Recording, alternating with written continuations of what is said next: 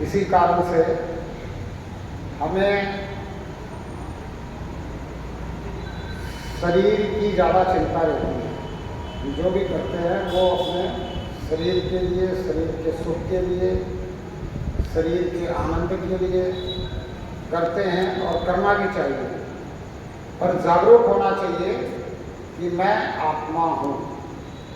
और आज एक मैं बात कहता हूँ कि अगर मैं आत्मा हूँ और सामने वाली भी एक आत्मा है तो हमें आपस में परस्पर अभिवादन के लिए ये शब्द आत्मने नमः जो है वो बहुत अच्छा है। इस शब्द से अगर हम अभिवादन करें तो हम दोनों को याद आएगा कि मैं आत्मा हूँ। और अगर साथ में परमात्मा को भी नमस्कार करना है तो फिर परमात्मा ने नमः। ये हम अगर अपनी आदत में डालें तो हो सकता है कि हम कुछ समय में ये समझ में आ जाए हमारे पूरी तरह से कि मैं आत्मा हूँ।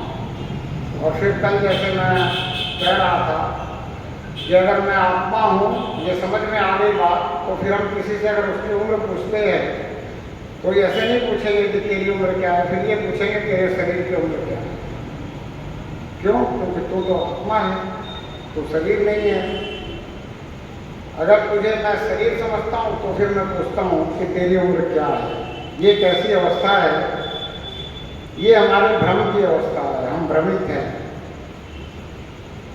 ये ऐसी अवस्था है जिस अवस्था में हमें पता होता है कि हम जागरूक नहीं हैं।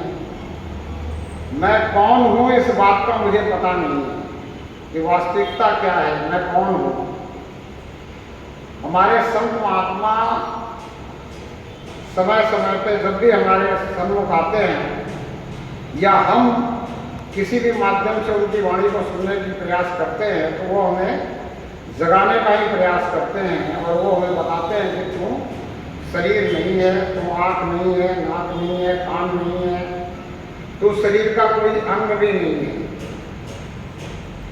तो फेफड़ा नहीं है, तो हार्ट नहीं है, तो लीवर नहीं है, तो यकृत नहीं है, तो किडनी नहीं है, तो इन सब से अलग है। ये सब साधन है, ये शरीर रूपी मशीन है, मशीन के ये अंग प्रत्यंग है और ये शरीर जो है ये साधन है। इस साधन का तुम्हें सदुपयोग करना चाहिए, इस साधन का हमें दुरुपयोग नहीं करना चाहिए। यहाँ तक कि साधु संतों ने ये भी कहा कि हम मानव जो कर रहे हैं वो पशु के समान ही कर्म कर रहे हैं।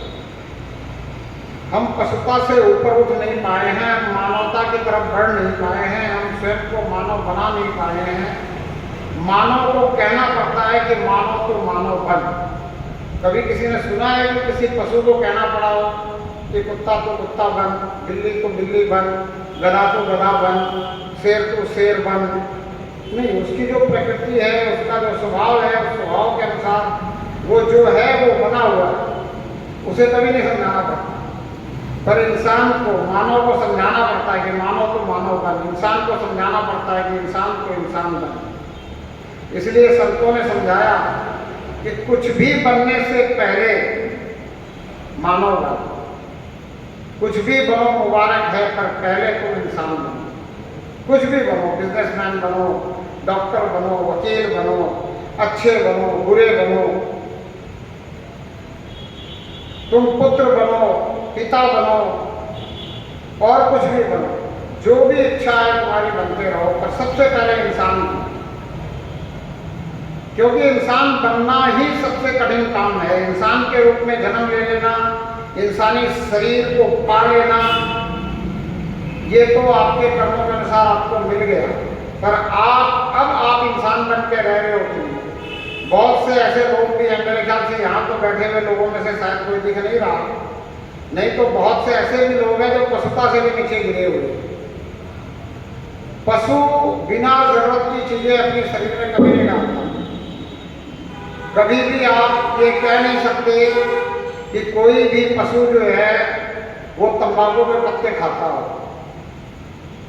जिसको उसकी जरूरत नहीं है वो खाता नहीं है, पर इंसान बिना जरूरत की चीजें भी इस शरीर में डालता है। क्यों? क्योंकि उसे पता ही नहीं है कि शरीर में क्या चीज़ की ज़रूरत है, क्या चीज़ की ज़रूरत नहीं है। वो अपने आप को शरीर ही समझे बैठा है, अपने आप को उसमें ये समझा ही नहीं है, माना ही नहीं है, जाना ही नहीं है, अपने आप को पहचाना नहीं है। मैं कौन हूँ, ये सवाल ही उसके सामने पैदा नहीं हुआ। जबकि सबसे पहला सवाल इंसान के सामने ये होना चाहिए कि मैं कौन हूँ। क्यों होना चाहिए? क्योंकि इंसान को ही इतना विवेक दिया है कि इंसान सोच सकता है कि मैं कौन हूँ। और अगर वो इंसान इस विवेक का उपयोग नहीं कर रहा है, नहीं सोच रहा है, तो फिर जो संतों ने कहा है कि मनुष्य जन्म दुर्लभ है, होता न बारंबार, ये मनुष्य जन्म बहुत दुर्लभ है, बार बार नहीं मिलता है, इस जन्म को यूं ही गंवा रहा है। ये जो समय मिला है मनुष्य जन्म के रूप में, इस समय को यूं ही गंवा रहा है, जिसको हम कहते हैं कि समय जो है वो बहुत मूल्यवान है। इस मूल्यवान समय को हम जो है यूं ही बिना मतलब